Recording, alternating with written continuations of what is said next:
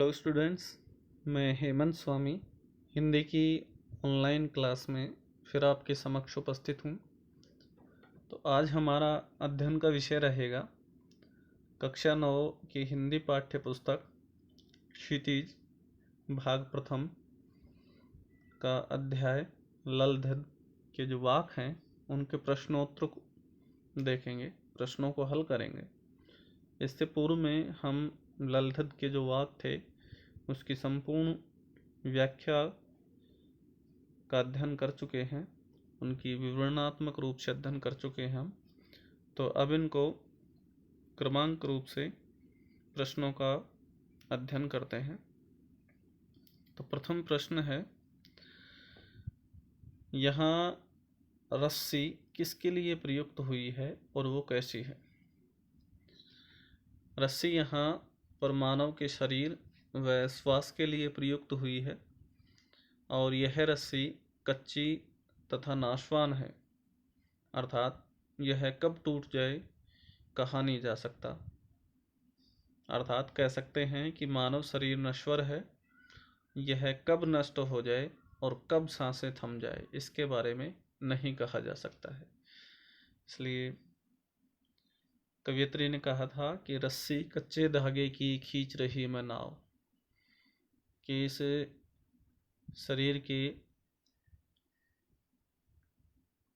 शरीर जो है वो कच्चे धागे की रस्सी के समान नश्वर है, कभी भी टूट सकता है। कह सकते हैं कि श्वास रूपी इस कच्चे धागे की रस्सी से मैं अपनी जीवन रूपी नौका को खींच रही हूँ, यह नहीं पता कब तक टूट जाए। तो रस्सी यहाँ प्रयुक्त हुई है मनुष्य के शरीर के श्वास के लिए और शरीर के लिए। अगला प्रश्न है, कवयित्री ललधद द्वारा मुक्ति के लिए किए जाने वाले प्रयास व्यर्थ क्यों हो रहे हैं?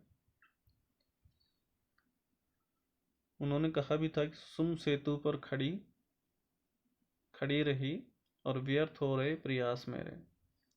तो यहाँ उसी के लिए चर्चा की गई है कि ईश्वर प्राप्ति के जो या मुक्ति प्राप्त करने के लिए जो कवयित्री ललधद प्रयास कर रही है उसके प्रयास व्यर्थ क्यों हो रहे हैं। तो कवयित्री इस सांसारिकता तथा मोह के बंधनों से मुक्त नहीं हो पा रही है, सांसारिकता में उलझी हुई है। ऐसे में वह प्रभु भक्ति सच्चे मन से नहीं कर पा रही है, अतः उसे लगता है उसके द्वारा की जा रही सारी साधना व्यर्थ हुई जा रही है, इसलिए उसके द्वारा मुक्ति के प्रयास भी विफल हो रहे हैं और वो हठ योग साधना में लगी हुई है, सुषुम्ना नाड़ी को जागृत करने में। इसलिए उसके सारे के सारे जो प्रयास हैं मुक्ति पाने के, ईश्वर प्राप्ति के, वो सारे के सारे विफल हो रहे हैं, व्यर्थ हो रहे हैं। अगला प्रश्न है, कवयित्री का घर जाने की चाह से क्या तात्पर्य है? कवयित्री ललधद का घर जाने की चाह से तात्पर्य है प्रभु से मिलना, अर्थात इस सांसारिकता से मुक्ति प्राप्त करना, मोक्ष की प्राप्ति करना। कवयित्री इस भव सागर को, संसार रूपी सागर को पार करके अपने परमात्मा की शरण में जाना चाहती है और उसे ही घर जाने की चाह कहा है। अगला प्रश्न है, भाव स्पष्ट कीजिए।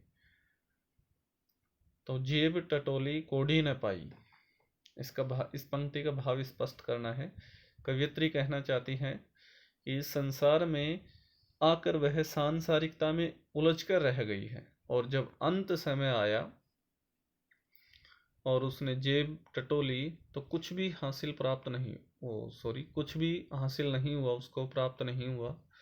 अर्थात उसने अपने जीवन में पुण्य कर्म रूपी पूंजी प्राप्त नहीं की है, संचित नहीं की है। अब उसे चिंता सता रही है कि भव सागर पार कराने वाले मांझी, संसार रूपी सागर को पार कराने वाले मांझी, मांझी कहा गया है ईश्वर को, उतराई के रूप में क्या पूंजी दूं, क्योंकि उसने अपने जीवन में कोई पुण्य कर्म तो हासिल किए ही नहीं, और ये पूंजी उसी के लिए कहा गया कि पुण्य कर्म रूपी पूंजी क्या दूंगी। अगला है इसी का दूसरा, जिसका भाव स्पष्ट करना है कि खा खा कर कुछ पाएगा नहीं, न खाकर बनेगा अहंकारी।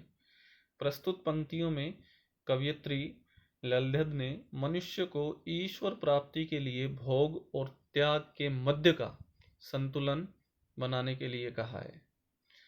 कवयित्री कहती है कि मनुष्य को भोग विलास में पड़कर कुछ भी प्राप्त होने वाला नहीं है, क्योंकि वो पूरी तरह से भोग विलासिता में पड़ा रहेगा, सांसारिकता का भोग करेगा तो भी उसको ईश्वर प्राप्त नहीं होगी। और अगर वो इन को त्याग करता है, अर्थात त्याग को अपनाता है, तो वह उसका जो मन है वो अहंकारी हो जाएगा। तो ये बताया भी है कि मनुष्य जब सांसारिक भोगों को पूरी तरह से त्याग देता है तब उसके मन में अहंकार की भावना पैदा होती है। अतः भोग और त्याग, सुख दुख के मध्य का मार्ग अपनाने की बात यहाँ कवयित्री के द्वारा कही गई है। अगला प्रश्न है, बंद द्वार की सांकल खोलने के लिए ललधद ने क्या उपाय सुझाया है? बंद द्वार की सांकल खोलने के लिए ललधद ने उपाय सुझाया है कि भोग विलास और त्याग के बीच संतुलन बनाए रखना है, कि न तो इस सांसारिकता भोग विलासिता का अधिक भोग करना है, सांसारिकता का अधिक भोग करना है, भोग लिप्सा में रहना है, और न ही त्याग करना है। इन दोनों के मध्य संतुलन बनाए रखना है।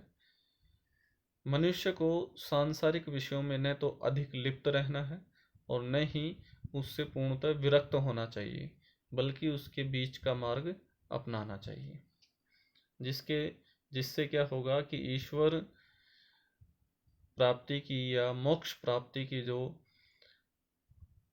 द्वार बंद हैं उन द्वार की साकल आपके लिए खुल जाएगी, अर्थात वो द्वार आपके लिए खुल जाएंगे, पट खुल जाएंगे। अगला प्रश्न है, ईश्वर प्राप्ति के लिए बहुत से साधक हठयोग जैसी कठिन साधना भी करते हैं, लेकिन उससे भी लक्ष्य प्राप्ति नहीं होती है। यह भाव किन पंक्तियों में व्यक्त हुआ है? तो इनकी केवल पंक्तियां पूछी गई हैं, भाव नहीं पूछा हुआ है। भाव तो यहाँ दिया हुआ है। उपर्युक्त भाव निम्न पंक्तियों में व्यक्त हुआ है कि आई सीधी राह से गई न सीधी राह, सुषुम्न सेतु पर खड़ी थी बीत गया दिना।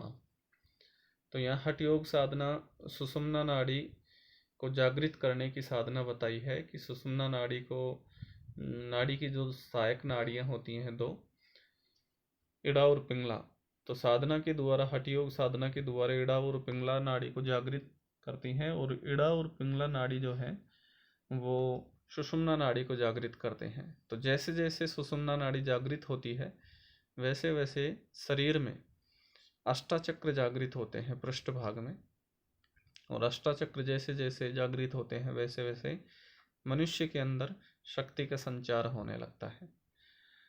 तो इसी के लिए यहाँ बताया गया है। अगला प्रश्न है, ज्ञानी से कवयित्री का क्या अभिप्राय है? ज्ञानी से कवयित्री का अभिप्राय है जिसने आत्मा और परमात्मा के संबंध को जान लिया हो। कवयित्री के अनुसार ईश्वर का निवास तो हर एक कण कण में है, अर्थात ईश्वर जो है वो घट घट व्यापी है, सर्वव्यापी है, सभी जगह विद्यमान है। यहाँ तक कि मनुष्य या कोई भी प्राणी के अंदर ही ईश्वर है, उसकी आत्मा में ही परमात्मा है, परंतु मनुष्य इसे धर्म में विभाजित कर मंदिर और मस्जिद में खोजता फिरता है। वास्तव में ज्ञानी वह व्यक्ति है जो अपने अंतःकरण में, अपने अंदर ही ईश्वर को प्राप्त कर लेता है, पहचान लेता है, वही वास्तविक रूप में ज्ञानी कहलाता है।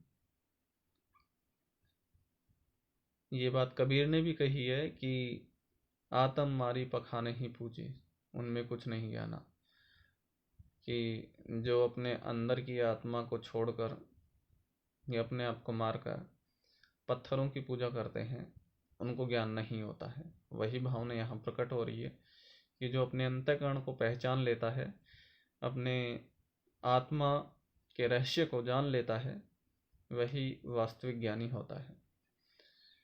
अब अगला प्रश्न रचना और अभिव्यक्ति से संबंधित पढ़ते हैं। हमारे संतों, भक्तों और महापुरुषों ने बार बार हमें चेताया है कि मनुष्यों में परस्पर किसी भी प्रकार का कोई भेदभाव नहीं होता, लेकिन आज भी हमारे समाज में भेदभाव दिखाई देता है। आपकी दृष्टि में इस कारण देश और समाज को क्या हानि हो रही है? तो इसका जवाब आप स्वयं भी देख सकते हैं, और इस प्रकार के प्रश्नों का जवाब हो सकता है कि सेम ना हो, अपने अपने स्वविवेक से लिख सकते हैं, लेकिन वो इस रचना और केंद्र बिंदु को स्पर्श करते हुए होने चाहिए। तो यहाँ मैं अपनी अभिव्यक्ति प्रकट करता हूँ कि समाज में व्याप्त भेदभाव के कारण निम्न हानियां हो रही हैं। प्रथम, हिंदू मुसलमान का झगड़ा इसी भेदभाव की उपज है कि हिंदू मुसलमान में जो झगड़े हो रहे हैं वो इसी कारण हो रहे हैं कि बार बार हमारे संतों, भक्तों और महापुरुषों ने चेताया है कि मनुष्य को आपस में किसी प्रकार का कोई भेदभाव नहीं होना चाहिए, लेकिन आज भी धर्म में जो भेदभाव हो रहे हैं, तो हिंदू मुसलमान का झगड़ा इसी भेदभाव की उपज है, जिसके परिणाम स्वरूप भारत पाकिस्तान दो देश बने। तो हिंदू और मुसलमान के झगड़े के कारण ही पाकिस्तान जो है वो हिंदुस्तान से पृथक हुआ। दूसरा है, भेदभाव के कारण ही उच्च और निम्न वर्ग में सामंजस्य स्थापित नहीं हो पाता है। इन दोनों के अंदर सामंजस्य नहीं बैठ पाता, स्थापित नहीं हो पाता है, उच्च वर्ग के जो लोग हैं और निम्न वर्ग के लोग हैं। इसका मूल कारण भेदभाव ही है। पर्वों के समय अर्थात जो त्योहार होते हैं, अनायास ही झगड़े की स्थिति उत्पन्न हो जाती है। आपसी भेदभाव के कारण ही एक वर्ग दूसरे वर्ग को संदेह और अविश्वास की दृष्टि से देखता है, उनमें भेदभाव होने के कारण। तो भेदभाव की उपज से अलगाववाद, उग्रवाद जैसी सामाजिक समस्याएं पैदा हो जाती हैं। इसी का दूसरा प्रश्न है, हमारे संतों, भक्तों और महापुरुषों ने बार बार चेताया है कि मनुष्यों में परस्पर किसी भी प्रकार का कोई भेदभाव नहीं होता, लेकिन आज भी हमारे समाज में भेदभाव दिखाई देता है। तो इस आपसी भेदभाव को मिटाने के लिए सुझाव दे सकते हैं। तो इसमें भी अपने अपने विवेक से आप सुझाव दे सकते हैं। मैं अपना विवेक के प्रयोग से सुझाव यहाँ प्रस्तुत कर रहा हूँ। तो आपसी भेदभाव को मिटाने के लिए सबसे पहले उन बातों की चर्चा ही न करें जिससे भेदभाव उत्पन्न होता है।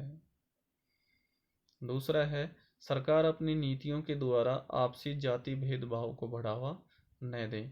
जैसे कि सरकार जो है वो जाति के आधार पर ही अपने वोट बैंक बनाती हैं, वोट की रोटियां सेकते हैं और एक से एक नियम लगा रखे हैं जातियों के आधार पर। राजनीतिक दल अपनी स्वार्थ पूर्ति के लिए लोगों की धार्मिक भावनाओं का सहारा न लें। जैसे कि बहुत बार होता है कि राजनेता जो होते हैं वो हिंदू मुसलमानों को ही आपस में लड़ा देते हैं, और ऐसा होता है कि वो हिंदुओं के साथ जब जाते हैं तो हिंदुओं के समान व्यवहार करते हैं, मुसलमानों के साथ जाते हैं तो मुस्लिमों जैसा व्यवहार करते हैं, जबकि वास्तविकता में उनमें मानवता, इंसानियत होती ही नहीं है। वो किसी धर्म से कोई संपर्क नहीं रखते हैं, उनमें इंसानियत का धर्म भी नहीं होता है। तो वो राजनीतिक दल जो है अपनी स्वार्थ पूर्ति के लिए, अपने स्वार्थ पूरा करने के लिए या वोट की रोटी सेकने के लिए ही लोगों को धार्मिक भावनाओं को उकसाते रहते हैं। तो वो राजनीतिक दल अपनी स्वार्थ पूर्ति के लिए लोगों की धार्मिक भावनाओं का सहारा न लें, ये सुझाव है। अगला है कि नौकरियों, शिक्षा तथा अन्य किसी भी सरकारी योजनाओं में आरक्षण को बढ़ावा न देकर योग्यता को आधार बनाया जाना चाहिए। ऐसा भी होता है कि जो 80% का कैंडिडेट होता है वो अयोग्य साबित हो जाता है, जबकि 40% का आरक्षण वाला व्यक्ति योग्य साबित हो जाता है, उसका चयन हो जाता है। तो इस प्रकार से क्षीणता आती है। तो नौकरियां, शिक्षा और अन्य कोई भी जो सरकारी योजना है उसमें आरक्षण को अधिक बढ़ावा नहीं दिया जाना चाहिए। आरक्षण हो तो इस प्रकार से हो कि जो व्यक्ति वास्तविक रूप में आरक्षण के योग्य है उसे ही आरक्षण दिया जाए, न कि जाति धर्म के आधार पर।